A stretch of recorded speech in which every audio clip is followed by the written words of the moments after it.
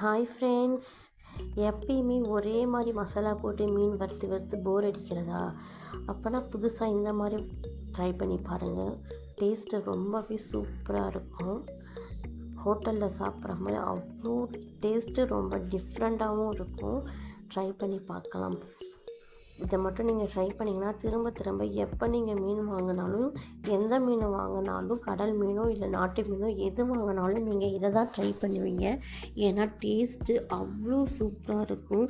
ரொம்ப ஜூஸியாக சாஃப்டாக அவ்வளோ டேஸ்ட் இருக்குங்க. இதை நீங்கள் ட்ரை பண்ணி பாருங்கள். ஃபஸ்ட்டு நம்ம வீடியோக்குள்ளே போகிறதுக்கு முன்னாடி என்னோடய சேனல் நீங்கள் சப்ஸ்கிரைப் பண்ணிக்கிட்டு லைக் பட்டன் அனுப்பிக்கோங்க.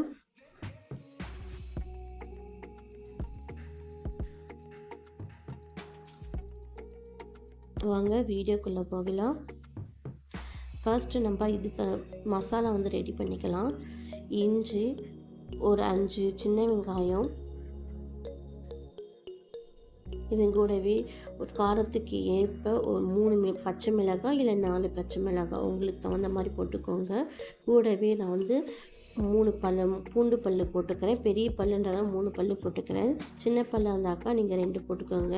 இது கூட மிளகு 1 ஸ்பூனு, சீரகம் 1 ஸ்பூனு, சோம்பு 1 ஸ்பூனு, கையில் கிடைக்கிற அளவுக்கு கொத்தமல்லி, ஒரு கைப்பிடி அளவுக்கு கொத்தமல்லி, அதே அளவுக்கு புதினா நல்லா கிள்ளி போட்டுக்கோங்க. வாஷ் பண்ணி மண் இல்லாமல் சுத்தமாக போட்டு அரைச்சி எடுத்துக்கோங்க.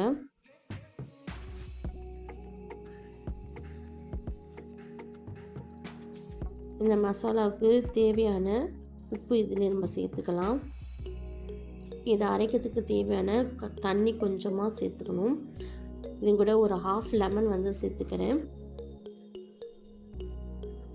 அப்போ தான் நம்மளுடைய கறி மீன் ரொம்ப சாஃப்டாக இருக்கும். அதனால புளிப்பு சுவை நல்லாயிருக்கும். இதில் அரைக்க தேவையான அளவுக்கு தண்ணி சேர்த்துக்கலாம். இது நல்லா பேஸ்ட்டாக நல்லா அரைச்சிட்டு வந்துக்கலாம்.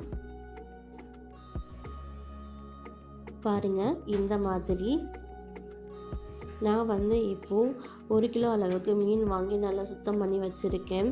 நீங்கள் இந்த மசாலாவை எந்த மீனுக்கு வேணால் அப்ளை பண்ணலாம். சில பேர் நாட்டு மீன்லாம் போட்டோம்னா கவுச்சடிக்கிறதுக்காக நிறைய பேர் வாங்க மாட்டாங்க. ஆனால் இந்த மசாலாவை நாட்டு மீனில் போட்டால் கூட நாட்டு மீனுடைய ஃப்ளேவரே வராது, கவுச்சி அந்த ஸ்மெல்லே வராது. அவ்வளோ நல்லாயிருக்கும் டேஸ்ட்டு.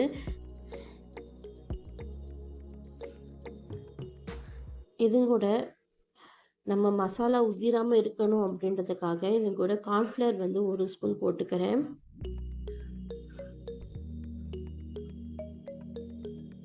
அடுத்தது நம்மளுடைய மீன் ஃப்ரை ஃபிஷ் ஃப்ரை மொறு மொறுன்னு இருக்கணும்.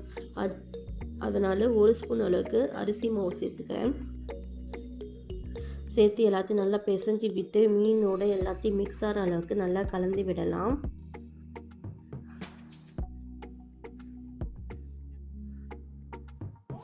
இது நம்ம ரெட் சில்லிலாம் எதுவுமே சேர்க்க போகிறதில்ல. காரத்துக்கு ஒன்லி பச்சை மிளகாய் மட்டும்தான். இது க்ரீன் பேஸ்ட்டு பார்க்கவே ரொம்ப டிஃப்ரெண்ட்டாகவும் இருக்கும். டேஸ்ட்டுமே ரொம்ப டிஃப்ரெண்ட்டாக இருக்கும்.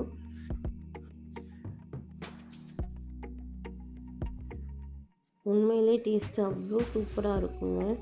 இந்த மாதிரி நீங்கள் செஞ்சு வெறும் கொத்தமல்லி புதினா மட்டுமே நம்ம போட்டு செய்யறதுனால கொத்தமல்லி புதினாவுடைய வாசம் அப்படியே ஃப்ளேவர் சூப்பராக வரும் இந்த ஃபிஷ் ஃப்ரையில்.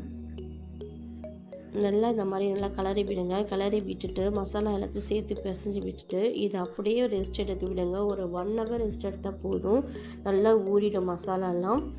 ஊறிட்ட பிறகு திரும்ப எடுத்து நம்ம ஃப்ரை பண்ண ஆரம்பிச்சுக்கலாம். இப்போது நம்ம ஃப்ரை பண்ண ஆரம்பிச்சிடலாம். பேனில் வறுக்கிறதுக்கு தேவையான அளவுக்கு எண்ணெய் நீங்கள் சேர்த்துக்கோங்க. நான் 2 டேபிள் ஸ்பூன் அளவுக்கு ஆயில் போட்டுக்கிறேன். இது கூட ஊறின இந்த மீன் துண்டை எடுத்து நம்ம ஒன்றா எடுத்து வச்சுக்கலாம்.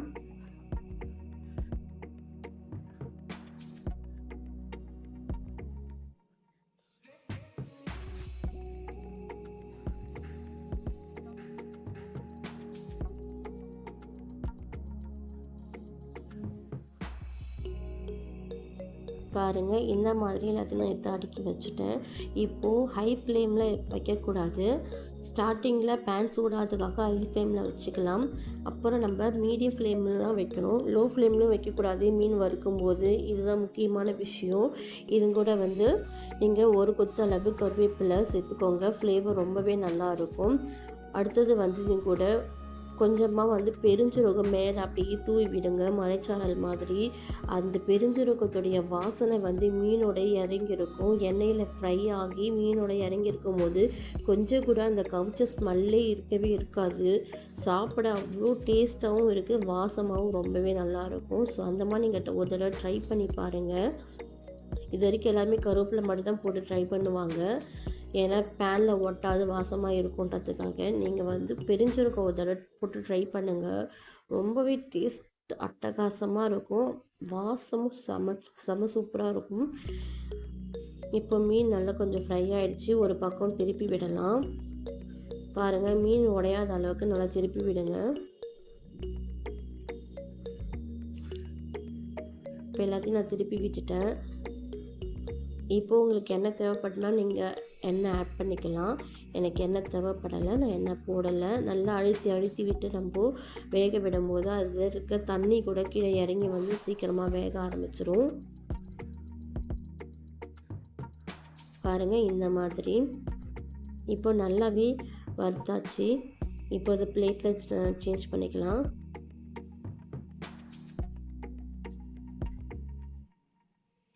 பாருங்கள், எந்த அளவுக்கு மொறுன்னு சூப்பராக வந்து வெந்திருக்கு. பார்க்கவே க்ரீன் கலரில் அழகாக கலர்ஃபுல்லாகவே இருக்குது பார்க்கறதுக்கு. இப்போ இது எல்லாத்தையும் எடுத்தாச்சு. இதே போல் மீதம் இருக்கிற மீன் துண்டங்களையும் போட்டு வறுத்து எடுத்துக்கோங்க.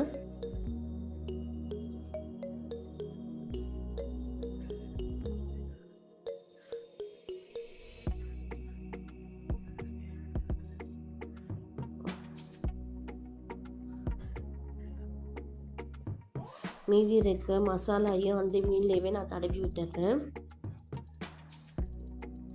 பாருங்கள், நம்மளுடைய ஃபிஷ் ஃப்ரை வந்து ரெடி ஆகிடுச்சு. செம்ம ஜூஸியாக டேஸ்ட்டாக சாஃப்டாக இருக்கும். கொஞ்சம் லைட்டாக மொறுன்னு இருக்கும். சாப்பிட்றதுக்கு அவ்வளோ நல்லாயிருக்கும். இது கூட லெமன் வந்து புழிஞ்சு விட்டு வெங்காயம் கடித்து சாப்பிடும்போது அவ்வளோ டேஸ்ட்டாக இருக்கும். ஹோட்டலில் போனால் கூட இந்த அளவுக்கு டேஸ்ட்டு கிடைக்காதுன்னு சொல்லுவேன். உண்மையிலே அவ்வளோ டேஸ்ட்டு வரும் இதை சாப்பிடும்போது. ஒரு தடவை நீங்கள் ட்ரை பண்ணிட்டீங்கன்னா திரும்ப நீங்கள் இதே தான் ட்ரை பண்ணலாம். இந்த வீடியோ உங்களுக்கு பிடிச்சிருந்தால் லைக் பண்ணுங்கள், ஷேர் பண்ணுங்கள், கமெண்ட் பண்ணுங்கள். மறக்காமல் இந்த ரெசிபியை நீங்கள் ட்ரை பண்ணிவிட்டு எப்படி இருக்குன்னு எனக்கு கமெண்ட் பண்ணுங்கள். தேங்க்யூ.